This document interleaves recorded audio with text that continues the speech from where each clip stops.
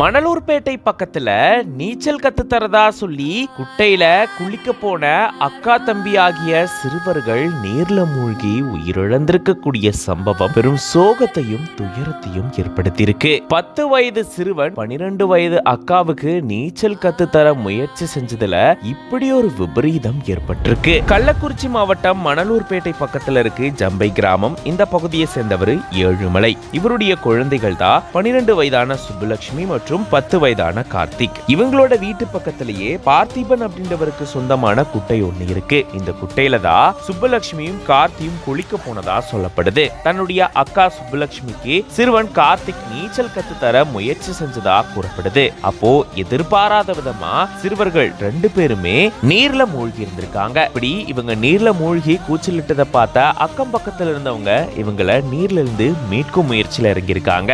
ஆனா நீர்ல இருந்து மீட்கும் போதே 2 பேருமே உயிரிழந்ததா சொல்லப்படுது. இதை தொடர்ந்து மணலூர்பேட்டை காவல்துறைக்கு தகவல் தெரிவிக்கப்பட்டிருக்கு. விரைந்து வந்த போலீசார் உயிரிழந்த சிறுவர்களுடைய உடலை கைப்பற்றி பிரேத பரிசோதனைக்காக திருவண்ணாமலை அரசு மருத்துவக் கல்லூரி மருத்துவமனைக்கு அனுப்பி வச்சிருக்காங்க. 10 வயது சிறுவன் 12 வயது அக்காவுக்கு நீச்சல் கத்து தரதா சொல்லி குட்டையில இறங்கின நிலையில நீர்ல மூழ்கி 2 பேரும் உயிரிழந்த சம்பவம் மொத்த கிராமத்தையே சோகத்திலையும் துயரத்திலையும் ஆழ்த்திருக்கு.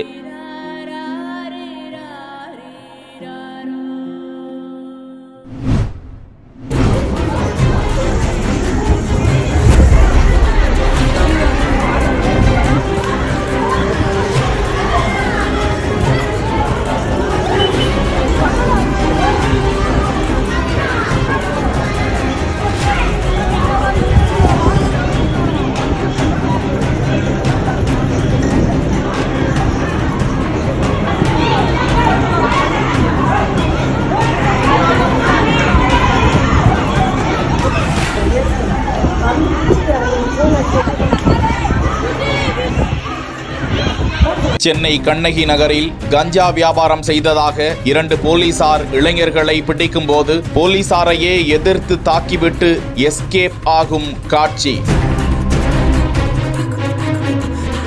மடக்கி பிடித்த போதும் மல்லு கட்டி பாட்டிலை உடைத்து கல்லை எறிந்து போலீசாரை தாக்கிவிட்டு தப்பி ஓடும் பதற வைக்கும் காட்சி.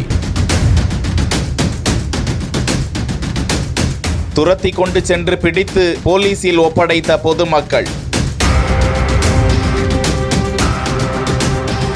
சென்னை கண்ணகி நகர் எழில் நகர் 15வது பிளாக்கில் வசித்து வரும் ஏற்கனவே கஞ்சா வழக்கிலும் சரித்திர பதிவேடு குற்றவாளியாகவும் உள்ள உமாபதி உள்ளிட்ட 2 கஞ்சா போதையில் பொதுமக்களிடம் தகராறில் ஈடுபட்டு கொண்டிருப்பதாக அதே பகுதியைச் சேர்ந்த சின்னா மற்றும் தினேஷ் என்ற 2 இளைஞர்களையும் கத்தியால் வெட்டினர் என்றும் போலீசாருக்கு தகவல் செல்கிறது. கண்ணகி நகர் காவல்துறையினர் சம்பவ இடத்திற்கு